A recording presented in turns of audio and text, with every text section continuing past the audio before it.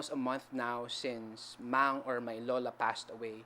Thank you so much for praying for me and my family, for all the messages, for the comments sa post.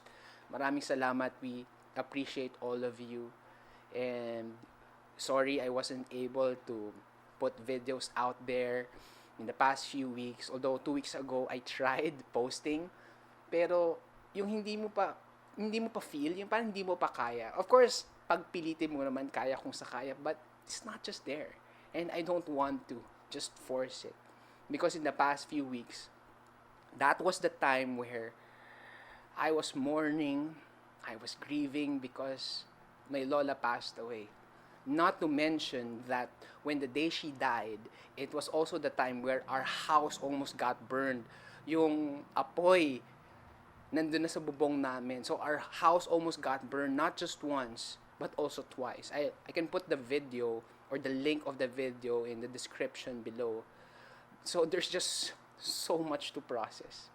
There's just so much to process. And during the past weeks, especially the first 2 weeks, yung low energy ka lang. Yung, yes, you still do what you need to do, pero there's just no drive. Hina ka lang. Gusto mo nakahiga ka lang. Ganun din pala, no, pag namatayan ka. So, I was just, processing it, grieving, mourning. And I know that Mang, my Lola, is in a good place right now. I know that she is in the loving arms of our Creator. She is with Jesus. She's in a place where there is no more mourning, no more pain, no more sickness, and no more death. So it's all good. Pero, because there is a loss, kasi imagine everyday namin siya kasama. Every day because of this pandemic, araw-araw, she's always asking me 2 a.m., do you want something hot? Do you want Energen? And biglang nawala yun. There are losses. Yes, alam ko, kasama na niya si Jesus. Pero hindi, may pain pa rin, may loss pa rin eh. May loss pa din. I realized that it's not about how strong you are or how close you are with God. Loss is loss, and loss is universal. Lahat tayo pinagdadaanan natin to. And I can just only imagine those who have experienced more pain. Maybe the loved one na nag-pass away sa kanila is hindi katulad ko because si Mang 92 years. So she died na full of years, and maybe to some of you namatayan kayo, mas masakit because yung cause of death is maybe untimely death. It's an accident or maybe sickness or cancer or maybe COVID or whatever other reasons. And when they passed away, they were still in their prime years. Maybe your siblings, yung anak ninyo, yung nieces, and maybe to some, I have some friends, they lost their babies. So I can just imagine the pain that they have been through.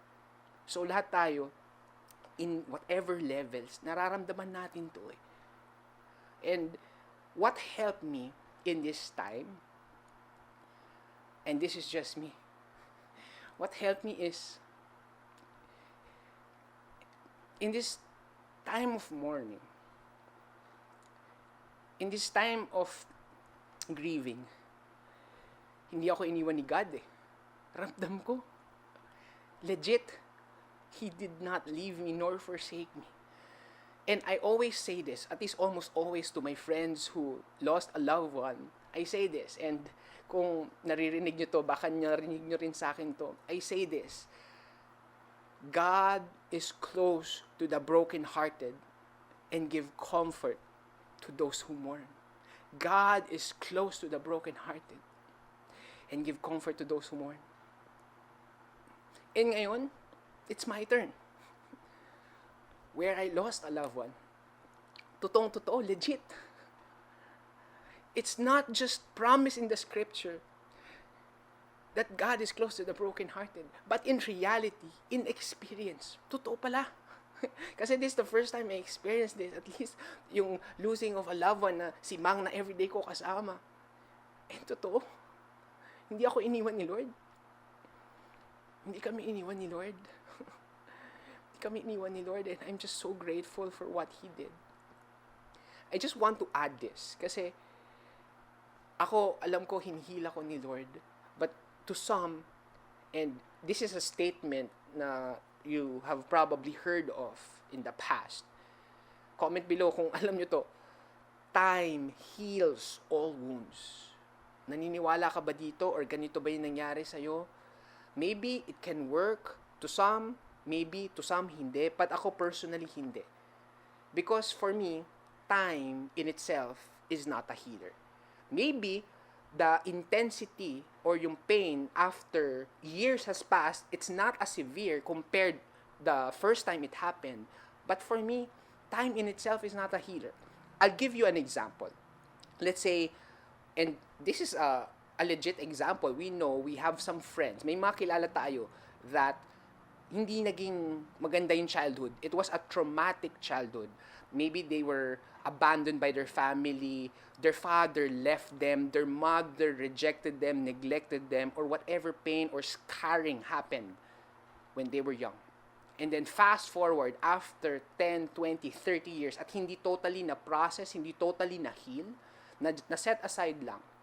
And then, when the trigger comes, biglang, the pain will just be there again.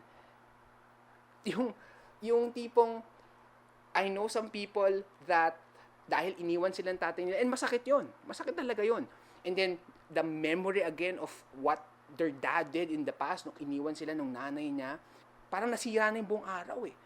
Kahit 20, 30 years ago nangyari yun. So, my point there is, just like what I said in the example, time in itself does not heal. So, for me, kaya hindi ako naniniwala doon because this is more crucial. It's not really time who heals, but, listen up, what you do specifically when time is passing will help you in your healing process. What you do specifically, it's not just, okay, hayaan ko na lang yung time, but it is really what we are doing and probably not doing in the passing of time. And I think that matters more in the process of our healing. And for me, what needs to be done, in which I did in the past, it's just really surrender it to God. I truly believe si God lang talaga yung makakapag-heal eh. God is really our healer. He is close to the brokenhearted. He is there to comfort those who are mourning. Legit eh. Nung nagbabasa ako ng scripture, nagbabasa ako ng Bible, but Lord, grabe no? Ang galing. Ikaw talaga yung nakapag-heal. So I truly believe healing really comes from God. So, the reason why I'm saying this, if God can heal me, and I'm still in the process of healing, I truly believe that God can heal you too. Whatever pain that you are experiencing, or maybe you also lost a loved one like me, or whatever challenges, hardships, traumatic experience, abuses, trauma in the past, naniniwala ako God can heal you. The healing of God is not just emotional healing, but even mental healing. Kaya i-heal ni Lord yun. Ang tanong, are we willing to surrender that to God? God is our ultimate healer. Yes, He might use other people. Yes, He might use medicines, but ultimately, naniniwala ako, God is our ultimate healer. If God can heal me, He can heal you too.